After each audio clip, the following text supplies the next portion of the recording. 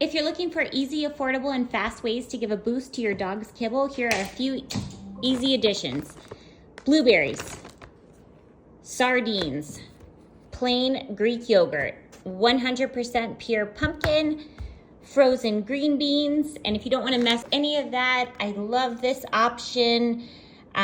Very easy to use. You just sprinkle a little bit goes a long way. It has beef liver and pumpkin and broccoli, blueberries, several of the items we just mentioned right here, but all in one, and then I just add a little bit of water.